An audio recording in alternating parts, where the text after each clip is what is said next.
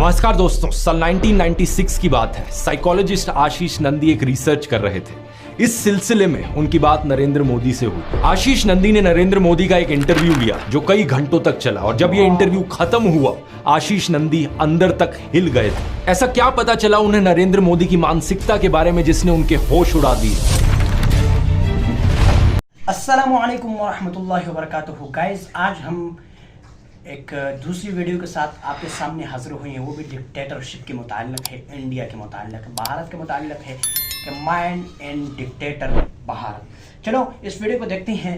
इसमें मोदी साहब की एक फ़ाइल है, उसके बारे में आप जानेंगे मोदी साहब की, और भी खूब जानेंगे कि मोदी साहब ने आखिरकार क्या कांड किया है और क्या नहीं किया। चलो वीडियो स्टार्ट करते हैं बिना टाइम वेस्ट किए। नमस्कार दोस्तों, साल 1996 की बात है। साइकोलॉजिस्ट आशीष नंदी एक रिसर्च कर रहे थे। बिल्कुल। इस सिलसिले में उनकी बात नरेंद्र मोदी से हुई। आशीष नंदी ने नरेंद्र मोदी का एक इंटरव्यू लिया जो कई घंटों तक चला, और जब यह इंटरव्यू खत्म हुआ आशीष नंदी अंदर तक हिल गए थे। ऐसा क्या पता चला उन्हें नरेंद्र मोदी की मानसिकता के बारे में जिसने उनके होश उड़ा दिए। पिछले वीडियो मैंने आपको बताया था व्हाट्सएप और मीडिया पर नरेंद्र मोदी की क्या तस्वीर आपको दिखाई जाती है, क्या झूठी इमेज आपके सामने बनाई जाती है। आज के वीडियो में दोस्तों उनकी असल जिंदगी के बारे में जानते हैं। क्या है उनकी असली पर्सनैलिटी और उनकी असली मानसिकता। आप में से जो लोग नरेंद्र मोदी को अभी भी सपोर्ट करते हैं उनकी भयंकर तरीके से आंखें खुलने वाली है।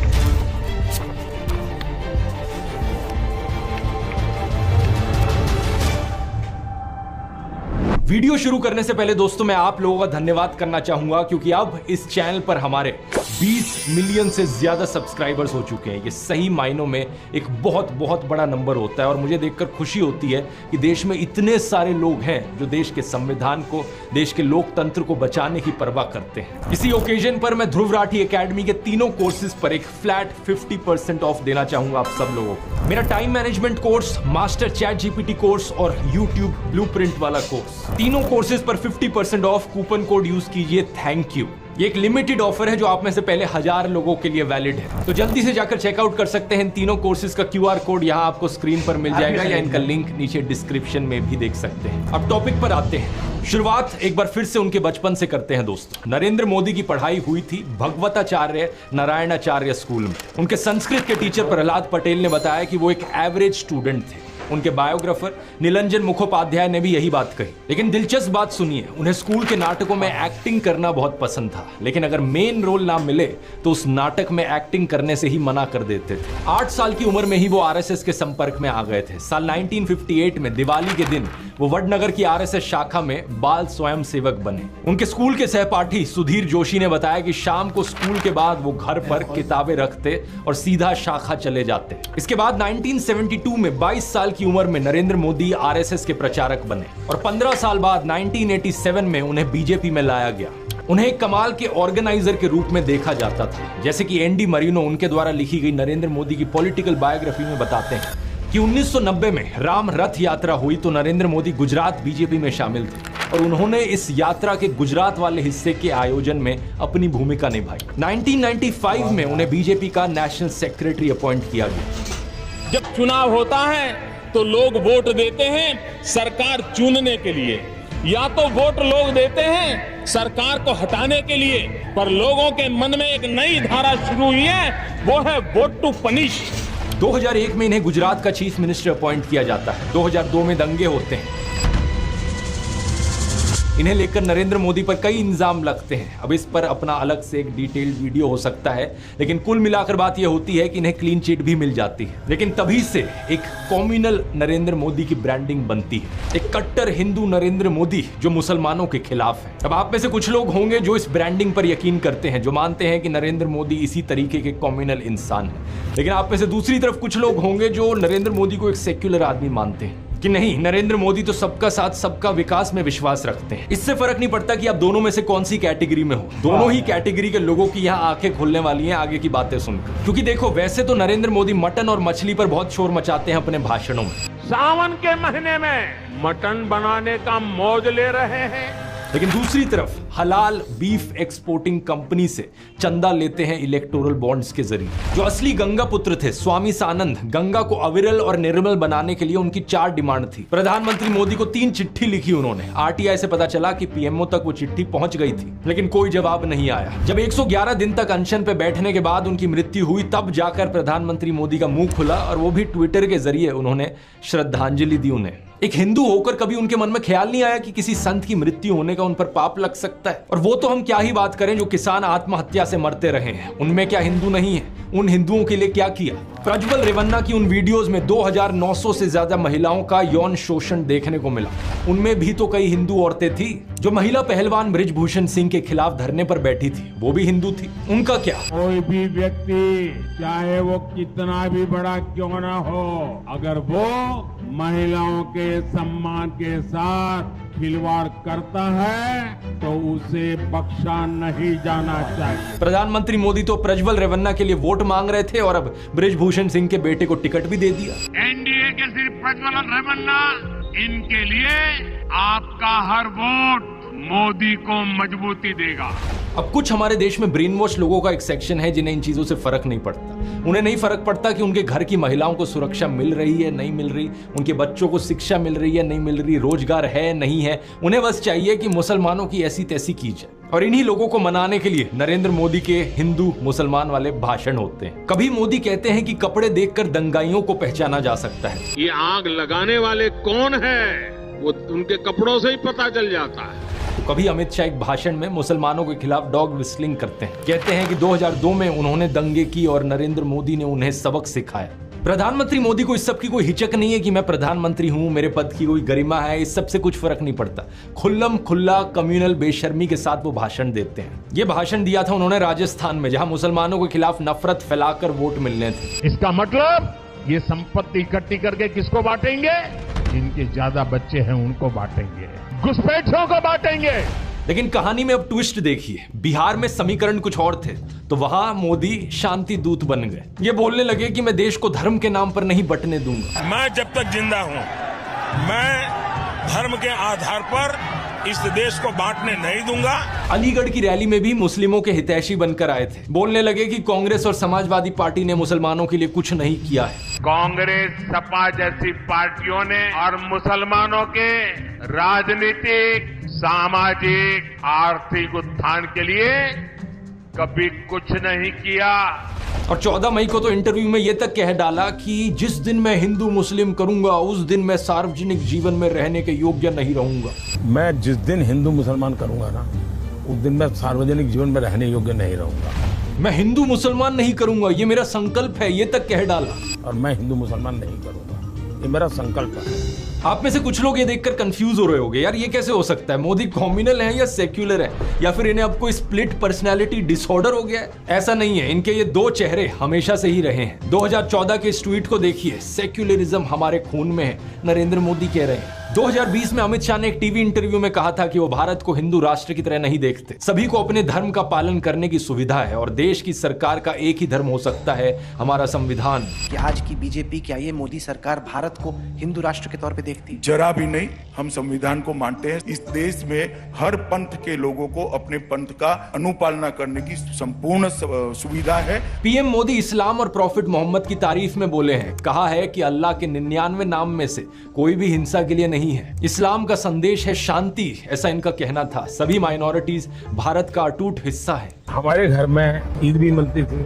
मेरे घर में ईद के दिन कुछ का खाना नहीं पकता। सारे मुस्लिम परिवारों से मेरे यहाँ खाना आ जाता था। जब मुहर्रम निकलता था तो हमारा कंपल्सरी होता था कि उससे नीचे से निकलो, जैसे परिक्रमा करते हैं ना मंदिरों, ताजिए के नीचे। हाँ, तो ताजिए के नीचे से निकलो, हमें सिखाया जाता था। आप यहाँ पैटर्न ढूंढने की कोशिश करो दोस्तों, क्योंकि बात यहाँ सिर्फ हिंदू और मुसलमान की नहीं है। जहाँ सिखिज्म से फायदा हो वहाँ ये पगड़ी बांधकर गुरुद्वारे में दाल बनाते हुए और लंगर सर्व करते हुए दिखते हैं मोदी। अभी कुछ दिन बाद पंजाब में भी तो चुनाव होने हैं। पत्रकार साक्षी जोशी ने इनके पुराने नाते वाले बयानों का एक बड़ा अच्छा कंपाइलेशन बनाया था। नरेंद्र मोदी ने एक बार कहा था, भगवान बुद्ध के साथ इनका सुखद संबंध है। भगवान बुद्ध के साथ मेरा एक और संबंध भी है, जिसमें अद्भुत संयोग भी है और जो बहुत सुखद भी है।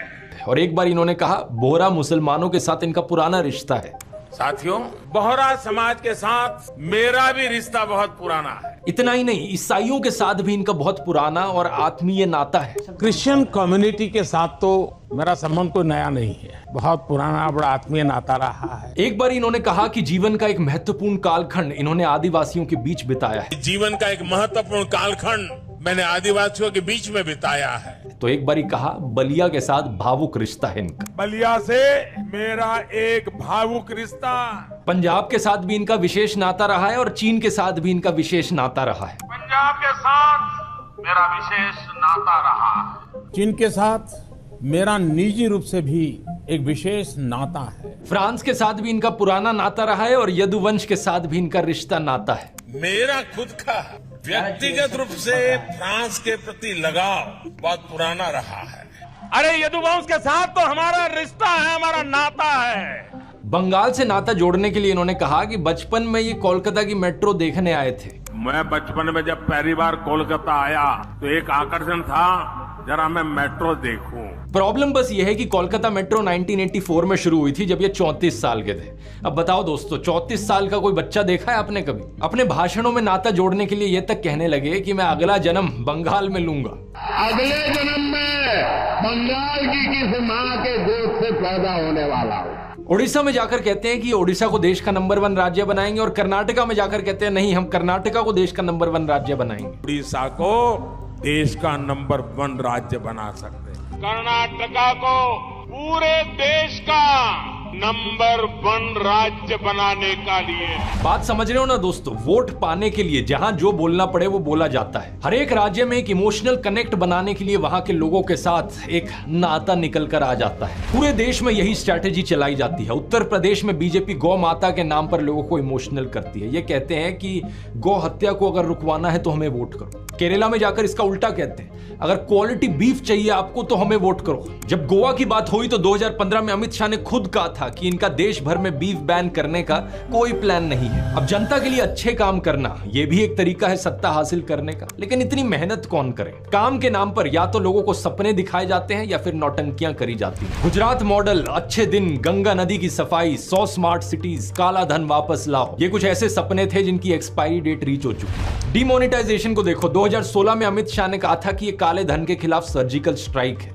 अगर ऐसा है तो नोटबंदी के नाम पे वोट क्यों नहीं मांगते लोगों से? 3 फार्म लॉज को याद करो, प्रधानमंत्री मोदी ने कहा था कि ये ऐतिहासिक चीज है किसानों के लिए। फिर जब मोदी सरकार ने इन्हें वापस लिया तो गोदी मीडिया वाले कह रहे थे कि ये मास्टर स्ट्रोक है इन्हें वापस लेना। तो अब वोट क्यों नहीं मांग रहे इस चीज पर? ना तो कृषि कानूनों पर वोट मांग रहे हैं, ना इनके वापस लेने पर वोट मांग रहे हैं। किसानों की आय दुगनी करने की बात करी थी इन्होंने, क्या हुआ उसका? 2014 से पहले नारा लगाया जाता था, ना खाऊंगा ना खाने दूंगा। और मेरा तो मंत्र है, न खाऊंगा न खाने दूंगा। कहते थे कि संसद को गंगा की तरह पवित्र कर देंगे। कभी आपने इस नारे को दोबारा सुना इनके मुंह से? अरे महंगाई के बारे में नरेंद्र मोदी कहा करते थे, प्रधानमंत्री के मुंह से महंगाई का म भी नहीं निकलता। प्रधानमंत्री यहाँ आए थे, लेकिन प्रधानमंत्री महंगाई का म बोलने के लिए तैयार नहीं है, महंगाई का म बोलने के लिए तैयार नहीं। इन्होंने ही नारा दिया था, बहुत हुई महंगाई की मार, तो अब महंगाई को कंट्रोल करने पर वोट क्यों नहीं मांग रहे? नरेंद्र मोदी खुद को गंगा पुत्र कहा करते थे, तो अब नमामि गंगे के नाम पर वोट क्यों नहीं मांग रहे? क्यों नहीं मांग रहे वोट काम पर? ये मेक इन इंडिया का शेर याद है दोस्तों? अब तो ये शेर कहीं नहीं दिखाई देता किसी चुनावी पोस्टर पर। Make in India, made in India, आदर्श गांव, smart city, bullet train, 15 lakh, skill India, Mudra loan, look east policy, करोड़ों रोजगार, नारी शक्ति, बेटी बचाओ बेटी पढ़ाओ, कोरोना, अग्निवीर। अरे कुछ तो ऐसा होगा जिसके दम पर चुनाव लड़ सको। राहुल गांधी ने तो नरेंद्र मोदी को ओपन डिबेट के लिए भी चैलेंज कर दिया है। इतना अच्छा मौका है कि राहुल गांधी के साथ 1-on-1 डिबेट करें और बता दे लोगों को, देश की जनता को दिखा दें कि इन्होंने 10 साल में कितना काम किया है। लेकिन ना तो इन्होंने कोई प्रेस कॉन्फ्रेंस करी इन 10 सालों में, ना कोई अनस्क्रिप्टेड इंटरव्यू किया जिसमें कोई खुलकर सवाल पूछ सके इनसे। तो कहां से इनमें हिम्मत होगी एक डिबेट करने की? Allow to rest. नर्वस हो गए। Purple water.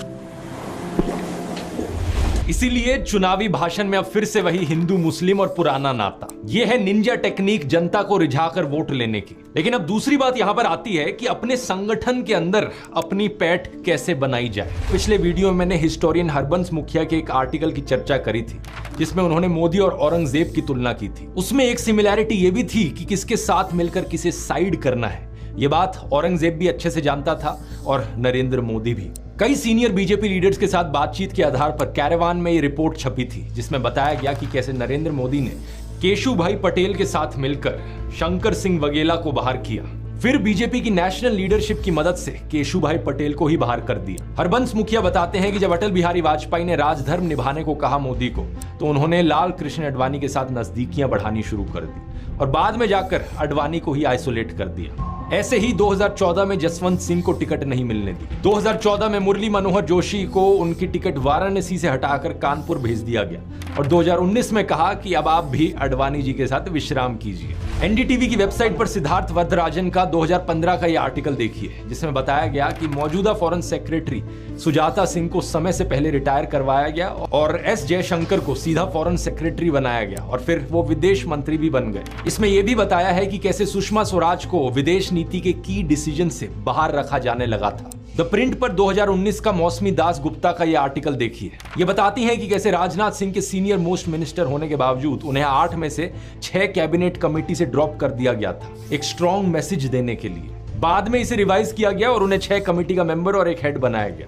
लेकिन यही चीज नितिन गडकरी के साथ भी हुई। 2021 में नितिन गडकरी की स्टेटमेंट आई थी कि अटल बिहारी वाजपेयी और जवाहरलाल नेहरू आदर्श लीडर्स हैं। अगले साल ही बीजेपी के पार्लियामेंट्री बोर्ड से नितिन गडकरी को ड्रॉप कर दिया गया। ऐसा नहीं है कि नरेंद्र मोदी केवल साइडलाइन करते हैं, एक बार जरा उनकी भक्ति करके देखो और फिर देखो कमाल। इस आर्टिकल को देखिए। निर्मला सीतारमण का चौंकाने वाला राइज। 2006 में उन्होंने बीजेपी ज्वाइन करी और सिर्फ 11 साल बाद वो डिफेंस मिनिस्टर बन गई। 2019 में वो फाइनेंस मिनिस्टर भी बन गई। बिजनेस स्टैंडर्ड के इस 2014 के आर्टिकल को देखिए। Smriti Irani mercurial rise. 2004 में स्मृति ईरानी ने कहा था कि अगर नरेंद्र मोदी गुजरात के दंगों के ऊपर इस्तीफा नहीं देंगे तो वो आमरण अनशन पर बैठ जाएंगी। लेकिन 2 महीने बाद एल.के. आडवाणी के घर उन्होंने नरेंद्र मोदी के साथ डिनर किया और सुलह हो गई। 2014 में अमेठी से चुनाव हारने के बावजूद भी उन्हें एचआरडी मिनिस्टर बनाया गया और 2019 में women and child development minister बन गई वो। अश्विनी वैष्णव का केस देखिए। वो पहले आईएएस थे, फिर कॉर्पोरेट जॉब, फिर बिजनेस और 2019 में राज्यसभा में आए। लेकिन सिर्फ 2 साल बाद 2021 में इन्हें इकट्ठे 3 मंत्रालय दे दिए गए, रेलवेज, इलेक्ट्रॉनिक्स और आईटी और कम्युनिकेशन। ज्योतिरादित्य सिंधिया 2020 में कांग्रेस का साथ छोड़ा,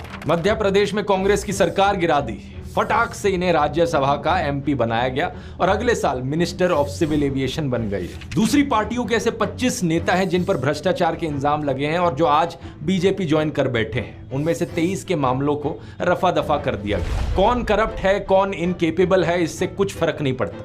नरेंद्र मोदी का सिर्फ एक ही फंडा है, साढ़े नाल रहोगे तो ऐश करोगे। और ये तकनीक इनकी सिर्फ नेताओं तक सीमित नहीं है, ये रिवॉर्ड और पनिश का मॉडल देश में हर जगह चला रखा है। फॉर्मर सीजीआई रंजन गोगोई ने कई ऐसे केस देखे जिसमें सरकार के मेजर पॉलिटिकल स्टेक्स थे। जब ये चीफ जस्टिस थे, कई ऐसे फैसले आए सुप्रीम कोर्ट की तरफ से जो सरकार के फेवर में गए और रिटायरमेंट के केवल 4 महीने बाद इन्हें राज्यसभा की सीट दे दी गई। सीनियर एडवोकेट दुष्यंत दवे ने इसे क्विड प्रो को का एक क्लियर केस बताते हुए डिस्गस्टिंग करार दिया था। सुप्रीम कोर्ट के जज अरुण मिश्रा ने ओपनली प्रधानमंत्री मोदी की तारीफ करी है, इन्हें वर्सेटाइल, जीनियस और इंटरनेशनली अक्लेम्ड विजनरी बुलाया है। कुछ साल पहले रिजर्व बैंक के साथ सरकार की तकरार हुई थी। आरबीआई के गवर्नर रघुराम राजन को दूसरी टर्म नहीं दी गई, फिर उर्जित पटेल ने भी रिजाइन कर दिया। बाद में विरल आचार्य ने डिप्टी गवर्नर की पोस्ट से भी रिजाइन कर दिया था। इलेक्शन कमीशन को देखिए। 3 इलेक्शन कमिश्नर्स होते हैं। 2019 की इलेक्शन में एक इलेक्शन कमिश्नर अशोक लवासा ने नरेंद्र मोदी की हेट स्पीच पर क्लीन चिट देने से मना कर दिया था। कुछ ही महीनों बाद उन्हें हटा दिया गया इलेक्शन कमीशन से। इलेक्शन कमिश्नर्स अपॉइंट करने के लिए यह था कि सिलेक्शन पैनल में चीफ जस्टिस ऑफ इंडिया होंगे, लेकिन उन्हें भी हटा दिया गया सिलेक्शन पैनल से। इलेक्शन कमिश्नर्स भी नरेंद्र मोदी ने अपनी पसंद की अपॉइंट कर रखे हैं आज। ब्यूरोक्रेसी में लैटरल एंट्री स्कीम, यानी प्राइवेट से कोई आएगा और सीधा joint secretary, director, deputy secretary जैसी हाई पोस्ट पर अपॉइंट कर दिया जाएगा। ये स्कीम लाई गई सरकार के द्वारा। स्टेटमेंट, लोकेश चंद्र ने कहा कि मोदी गांधी से भी महान है, वे तो भगवान है। रिजल्ट, उन्हें Indian council for cultural relations का हेड बना दिया गया। स्टेटमेंट, पहलाज निहालनी ने कहा हर हर मोदी, घर घर मोदी। रिजल्ट, उनके जैसे बी ग्रेड फिल्म मेकर को सीबीएफसी का चेयरमैन बना दिया गया। उसके बाद हमने ये भी देखा कि उनके समय कितनी प्रॉब्लम्स हुई। यूनिवर्सिटीज को भी नहीं छोड़ा गया। गजेंद्र चौहान, इन्होंने बस युधिष्ठिर का एक रोल किया था और उसके बाद सैकड़ों बी ग्रेड फिल्में करी थी। लेकिन मोदी के लिए इन्होंने कैंपेन किया तो FTII पुणे जैसे प्रीमियर इंस्टीट्यूट का इन्हें चेयरमैन बना दी। इसके लिए INB मिनिस्ट्री ने सजेशंस की एक लिस्ट भी रखी थी जिनमें महान फिल्म मेकर्स के नाम थे। श्याम बेनेगल, विदु विनोद चोपड़ा, रजनीकांत का नाम था, अमिताभ बच्चन का नाम था। लेकिन मोदी सरकार ने अपॉइंट किसे किया? गजेंद्र चौहान को। केवल और केवल मोदी की चाटुकारिता के लिए 139 दिन तक FTII के छात्रों ने इसके खिलाफ स्ट्राइक भी करी थी। ये बात केवल नेताओं, मंत्रियों, सरकारी एजेंसियों, ऑफिसर्स और एजुकेशन इंस्टीट्यूट्स पर नहीं रुकती है। इन्हें मीडिया भी अपनी मुट्ठी में चाहिए। कोई मीडिया आउटलेट इनसे सवाल करेगा तो रेड हो जाएगी। NDTV के बिकने से पहले उस पर CBI रेड हुई थी। न्यूज लॉन्ड्री पर इनकम टैक्स सर्वे हुआ, BBC इंडिया पर रेड हुई, द वायर पर रेड हुई। और दूसरी तरफ गोदी मीडिया है जो इनकी तारीफ करेगा, अपने चैनल पर रोज मोदी मोदी मोदी का गाना गाता रहेगा। उन्हें सरकारी विज्ञापन मिलेंगे, उनके साथ मोदी जाकर इंटरव्यू करेंगे। NDTV इतने सालों से एक बड़ा न्यूज चैनल रहा था, लेकिन आज तक नरेंद्र मोदी की हिम्मत नहीं हुई थी NDTV को इंटरव्यू देने की। लेकिन अब जब अडानी ने NDTV को खरीद लिया है, अब NDTV को इंटरव्यू दे रहे हैं। कंपनियों का भी यही हाल है देश में दोस्तों। कोई कंपनी चंदा देगी तो उसे धंधा मिल जाएगा, चाहे नकली दवाइयां पास करानी हो। एक बार पुल गिरने के बावजूद भी दोबारा कॉन्ट्रैक्ट मिल जाएगा। इनकम टैक्स की रेड से मिले हुए नोटिस वापस हो जाएंगे। अडानी तो पुराने साथी हैं, उन्हें एयरपोर्ट से लेकर कोयला सब मिला। हिटलर के लिए अपने समय में लेनी राइफेनस्टाल जैसे प्रोपेगेंडा फिल्म मेकर थे। आज विवेक अग्निहोत्री और सुदीप्तो सेन जैसे गोदी फिल्म मेकर हैं जो दुनिया भर का झूठा प्रोपेगेंडा बनाते हैं और बदले में नरेंद्र मोदी इनकी फ्री पब्लिसिटी करते हैं, नेशनल अवार्ड तक दे देते हैं। देश की हर ऑर्गेनाइजेशन, संस्था, विभाग में यही कीचड़ फैला रखा है। BCCI को देख लो, BCCI का हेड किसे बना रखा है? अमित शाह के बेटे जय शाह को। बताओ जरा क्या क्वालिफिकेशन है जय शाह की? क्रिकेट खेलना आता है उन्हें? बाल भी नहीं मारते। माइक पर इंग्लिश बोलनी आती है? I am glad that MS has accepted BCCI's request and he will join Team India for upcoming T20 World Cup. अरे इंग्लिश छोड़ो, हिंदी में भी बोलना आता है क्या? सब लोग मेरे स्टेटमेंट की बहुत वेट कर रहे थे कि मैं वर्ल्ड कप के लिए कुछ बोलता क्यों नहीं हूँ। अरे कहना क्या चाहते हो?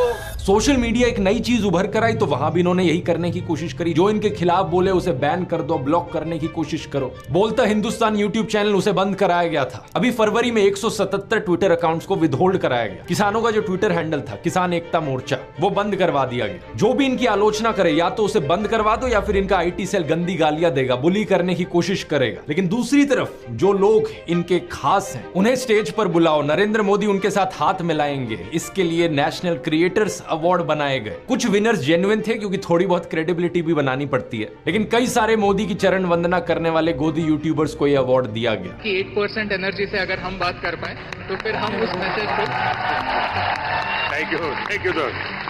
सच बताइए, why don't you get tired? आप थकते क्यों नहीं हैं? आपको मजा आता है काम करने में या कोई टॉनिक वगैरह आप ले रहे हैं? क्या राज क्या है? इनके IT सेल वाले मेरे ऊपर सवाल उठाते हैं कि कोई पार्टी मुझे पे कर रही है इसलिए मैं वीडियोस बनाता हूं। अरे बेवकूफो, अगर किसी पार्टी को पे करना होता ना मुझे, मैं सबसे पहले BJP के पास जाता। देश की सबसे अमीर पार्टी है BJP, सबसे ज्यादा पैसे उनके पास हैं। और अगर उनका प्रचार करता मैं, नरेंद्र मोदी ही मुझे स्टेज पर बुलाते, मेरी तारीफ करते, हाथ मिलाते। मेरे लिए तो सबसे आसान काम था ये करना। लेकिन मैं अपने देश को इस हालत में गिरते हुए नहीं देख सकता, इसलिए मैंने अपना पूरा करियर दांव पर लगा दिया इस नाइंसाफी के खिलाफ आवाज उठाने के लिए, देश को बचाने के लिए। कल को अगर ये मेरा YouTube चैनल भी बंद करा देना, कम से कम मैं गर्व से कह सकूंगा कि मैं इनके जूतों में नहीं गिरा। मैं आखिरी दम तक देश के लोकतंत्र के लिए, देश के संविधान के लिए आवाज उठाता रहा। और चाहे इससे मेरा पूरा करियर खत्म हो गया, लेकिन कम से कम मैं नीचे नहीं झुका। इसके अलावा कुछ और रिवॉर्ड्स हैं, जैसे कि मोदी आपको अपने घर बुलाएंगे। अपने भाइयों को नहीं बुलाया वो अलग बात है, लेकिन 2015 में इन्होंने #Super150 इन्फ्लुएंसर्स को अपने घर बुलाया था। और इनमें से माँ बहन की घटिया गालियां देने वाले गालीबाज ट्रोल्स बहुत थे। ऐसे लोगों को PM मोदी ट्विटर पर फॉलो भी करते हैं और बड़े प्राउडली वो अपने बायो में लिखते हैं, proud to be followed by PM Modi. ये भी देखिए डॉक्टर अंबेडकर के बारे में कितनी भद्दी भाषा का इस्तेमाल करते हैं ये लोग, वही लोग जिन्हें PM मोदी फॉलो करते हैं। ये सब मैंने आपको डिटेल में बताया ताकि आप ये विस्तार से देख सको कि हर जगह इन्हें अपने वफादार चाहिए। नेता, कैबिनेट मंत्री, मुख्यमंत्री, गवर्नर, ED, CBI अफसर, इलेक्शन कमिश्नर, RBI गवर्नर, जज, कल्चरल इंस्टीट्यूट्स के चेयरमैन, यूनिवर्सिटीज के VC, फिल्म मेकर, पत्रकार, क्रॉनी सेठ, स्पिरिचुअल गुरु, इन्फ्लुएंसर, यूट्यूबर, हर जगह इनके लोग। और ये सारे लोग चाहे अव्वल दर्जे के भ्रष्टाचारी हो, क्रिमिनल हो, निकम्मे हो, इनमें कोई खास टैलेंट ना हो, इससे कुछ फर्क नहीं पड़ता। इनकी वजह से देश का विज्ञान, देश की कला, देश की इकोनॉमी सब नीचे गिर जाए, कोई फर्क नहीं पड़ता। चाहे कोई हिंदू हो, मुसलमान हो, सिख हो, इससे भी फर्क नहीं पड़ता। बस बात यह है कि नरेंद्र मोदी का वफादार होना चाहिए। देश का पूरा सिस्टम ही नरेंद्र मोदी के वफादारों और चाटुकारों का सिस्टम बन जाए। चारों तरफ इन्हीं के ही लोग, इन्हीं के ही गुणगान। सरदार पटेल का नाम हटाकर स्टेडियम का नाम अपने नाम पर कर लिया और स्टेडियम के 2 एंड्स के नाम इनके दोस्त अंबानी और अडानी के नाम पर दे दिए। एक बहुत बड़ा फूलों का हार लेकर आया गया था। आमतौर पर जब ऐसा होता है तो सभी नेता उस माला के अंदर आ जाते हैं, लेकिन यहाँ क्या हुआ आप देखिए। अमित शाह और राजनाथ सिंह को देखिए। मोदी जी को जय श्री राम। एक बार साहेब ने अपनी सुरक्षा में लगे हुए एसपीजी कमांडो को डांट दिया था, देखिए। प्रधानमंत्री को जेटली ने फूलों का गुलदस्ता भेंट किया, लेकिन तभी टीवी कैमरों के सामने एसपीजी के जवान आ गए। उन्होंने मोदी के हाथों से गुलदस्ता ले लिया। प्रधानमंत्री इस पर नाराज हो गए और उन्होंने एसपीजी से तत्काल कैमरों के सामने से हटने को कहा। साथ ही कमांडो से खुद से थोड़ी दूरी बनाने को भी कहा। जापान गए तो वहां एक आदमी को साइड में हटाते हुए देखे गए, क्योंकि वो उनके और उनके कैमरा के बीच में आ रहे थे।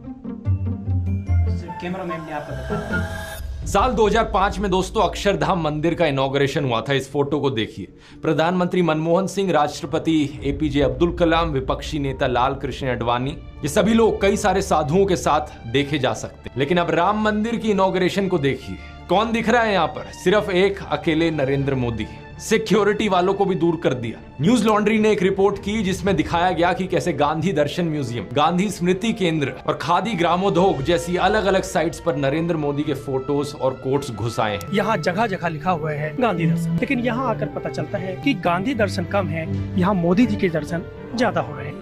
लेकिन ठीक अगर इसके आप ऊपर देखेंगे तो इस तस्वीर में यहाँ गांधी जी हैं और यहाँ प्रधानमंत्री नरेंद्र मोदी। तस्वीर में पीएम मोदी फोटो है इतनी बड़ी, वहीं गांधी जी इतने से। ओलंपिक पदक विजेताओं का सम्मान समारोह हुआ तो उसका पोस्टर देखिए। ये लेफ्ट में है मेडल जीतने वाले और फोटो के राइट में नरेंद्र मोदी की फोटो। सरकारी स्कीम से लेकर सड़कों और अस्पतालों के नाम नरेंद्र मोदी के नाम पर है। नमो किसान सम्मान दिवस, नमो फ्री डायलिसिस सेंटर, नमो डे केयर सेंटर, नमो mobile health care units, Narendra Modi medical college, Narendra Modi मार्ग, मोदी आवास घरकुल योजना। 2013 में बत्तखों के साथ फोटोशूट, कभी मोर को दाना खिलाने का वीडियो बन रहा है, कभी मॉर्निंग एक्सरसाइज का वीडियो बन रहा है, तो कभी बीच वाला फोटोशूट, जिम वाला फोटोशूट, जंगली सफारी करते हुए फोटोशूट, फोटो खींचते हुए फोटोशूट। आत्ममुग्ध होने का इससे बड़ा उदाहरण क्या होगा कि मुफ्त राशन के थैलों से लेकर कोविड वैक्सीन के सर्टिफिकेट पर भी अपनी फोटो छपवा ली। लोग कह रहे हैं कि इन्हें प्रधानमंत्री बनना है, लेकिन प्रधानमंत्री तो ये 10 साल से बने हुए हैं। इनके दिमाग में कुछ और ही है। प्रशांत किशोर ने पहले इंडियन एक्सप्रेस के साथ और रिसेंटली समदीश भाटिया के साथ इंटरव्यू में कुछ ऐसी ही बात कही थी कि बीजेपी को केवल आपका वोट नहीं चाहिए, बल्कि आपके दिमाग का पूरा कंट्रोल इन्हें चाहिए। ये चाहते हैं कि आप इनकी पूजा करो। प्रॉब्लम ये है कि मतलब BJP wants more than your vote. एक आइडियोलॉजिकल इम्प्रिंट छोड़ना चाहते हैं, वो आप पर एक साइकोलॉजिकल डोमिनेंस चाहते हैं। भाई आपको मेरा वोट चाहिए या नहीं चाहिए वो कहानी हो गई। अब उसके बाद है कि आपने मुझे वोट दे दिया, अच्छा पूजा भी आप इनकी करो, कपड़े ऐसे पहनो, खाना ये खाओ। वीडियो के शुरू में मैंने बताया था साइकोलॉजिस्ट आशीष नंदी के बारे में। उन्होंने इतने साल पहले जब नरेंद्र मोदी का इंटरव्यू लिया तो वो क्यों हिल गए थे? क्योंकि उन्होंने देखा, उनके खुद के शब्दों में, नरेंद्र मोदी फैसिस्ट की डायग्नोस्टिक कैटेगरी में आ रहे थे। उनके अंदर आशीष नंदी ने अथॉरिटेरियन पर्सनैलिटी के सभी ट्रेट्स देखे। प्यूरिटैनिकल रिजिडिटी यानी शुद्धतावादी कठोरता, एक संकुचित इमोशनल जीवन, अपने स्वयं के जुनून का डर, और चौथा बहुत बड़ी ईगो। एक ऐसी ईगो जो अंदर बैठी हुई इनसिक्योरिटी को छिपा रही है। अंदर एक डरपोक बैठा है जो बाहर सब कुछ कंट्रोल करना चाहता है। एक तरफ ये अपने अमीर सेठ दोस्तों और वफादारों के साथ, दूसरी तरफ करोड़ों गरीब लोग। मित्रोनॉमिक्स की इस इकोनॉमिक पॉलिसी पर गरीब लोग एतराज ना करें, इसलिए सोशल पॉलिसी, फूट डालो और राज करो। फिर भी कुछ लोग अपनी सैनिटी बनाए रखें और विरोध दर्ज करें तो पॉलिटिकल पॉलिसी, अथॉरिटेरियनिज्म, पावर का नशा, सत्ता की भूख, इनके सामने कोई ना बोल पाए। अपने आलोचकों को देशद्रोही गद्दार कहने का फॉर्मूला भी तानाशाही का ही फॉर्मूला है। सिंगर नेहा सिंह राठौड़ से लेकर जर्नलिस्ट आरफा खान शेरवानी के ट्विटर पर गंदी गालियां दी जाती है, ये भी यही फॉर्मूला है। कुछ दिन पहले पॉलिटिक्स के एक रिपोर्टर राघव त्रिवेदी पर अमित शाह की रैली में गुंडों ने हमला कर दिया। किसी को धमका दो, किसी को गाली दो, किसी को डरा दो, तो किसी को गद्दार घोषित कर दो। और फिर नरेंद्र मोदी और उनके बृजभूषण सिंह, अजय मिश्रा टैनी जैसे नेताओं के खिलाफ कोई ना बोल सके, सब कुछ चुपचाप सहो। यही वजह है जिसके कारण मैं कहता हूं, मोदी नहीं, कोई भी और जिसमें आलोचना सहने की शक्ति हो, जो लोगों के प्रति जवाबदेही हो, जो अहंकारी होने की बजाय विनम्र हो, जो एक्सपर्ट से सलाह करते हुए विवेकपूर्ण चले। इसलिए राहुल गांधी, मल्लिकार्जुन खड़गे, शशि थरूर, नितिन गडकरी, अरविंद केजरीवाल, मनीष सिसोदिया, उद्धव ठाकरे, एमके स्टैलिन, पिनरई विजयन, मनोज कुमार झा, महुआ मोइत्रा, इनमें से कोई भी नेता नरेंद्र मोदी से 100 गुना बेहतर है। जो गलत चले उसे सही राह पर लाया तो जा सके, एक ऐसा इंसान जो खुद को शहंशाह ना मानता हो। जिन नेताओं के मैंने नाम लिए ये तो फिर भी पढ़े लिखे नेता हैं, एक्सपीरियंस लोग हैं, लेकिन मैं तो कहता हूं दोस्तों, नरेंद्र मोदी से बेहतर पीएम अंजना ओम कश्यप जैसी एंकर भी बन सकती है। मजाक नहीं कर रहे हैं यहाँ पे। क्या बात कर रहे हैं? खुद ही सोचकर देखो, कम से कम अंजना ओम कश्यप इस अहंकार में तो नहीं होंगी कि मुझे सब पता है। कम से कम बाकी कैबिनेट मिनिस्टर, ब्यूरोक्रेट्स, एक्सपर्ट से सलाह करेंगी, वो प्रेस कॉन्फ्रेंस करेंगी, पूरे देश को एक चाटुकारों का देश नहीं बना देंगी, अपने खिलाफ बोलने वालों को गद्दार नहीं कहेंगी। लेकिन ये जो नरेंद्र मोदी और कंगना रनौत जैसी टाइप की पर्सनैलिटी के लोग होते हैं, ये सबसे खराब लोग होते हैं देश के लीडर्स बनने के लिए। आंखें खोल लीजिए, हमें देश के लोकतंत्र को बचाना है, देश के संविधान को बचाना है, और यहाँ भारतीय जनता पार्टी को भी बचाना है इस तानाशाही से। इनकलाब। दोस्तों, ये थी हमारे आज की वीडियो जो कि मोदी के मुताल्लिक थे कि मोदी ने भारत को बिल्कुल खाकर ख़त्म कर दिया है, और जो भी मीडिया है, सोशल मीडिया, जो बड़े लोग हैं, उस सब के सब को ख़रीद कर अपना ही बना लिया है कि मेरे लिए काम करें, मेरे लिए फ़ोटो खींचे, जो भी काम कर रहा है फ़ोटो खींचो और अपलोड करो, क्योंकि नरेंद्र मोदी अच्छा काम कर रहा है जो भी हो। लेकिन वो नेगेटिव काम करता है, उस लोगों उसको तस्वीर वीडियोस में उसको पॉजिटिव बताकर अपलोड कर देते हैं कि नरेंद्र मोदी ने आज ये काम किया, वो किया। लेकिन इसके पीछे आप देखेंगे जो इस वीडियो में इस बंदी ने बताया, बहुत खूबसूरत और बहुत डिटेल्स के साथ बताया जो आपने इस वीडियो में देखा। अगर वीडियो पसंद आए तो हमारे चैनल को जरूर सब्सक्राइब करें, बेल आइकन को प्रेस कर दें ताकि हमारी आने वाली खूबसूरत वीडियो आप तक पर पहुँचते रहे। वस्सलाम।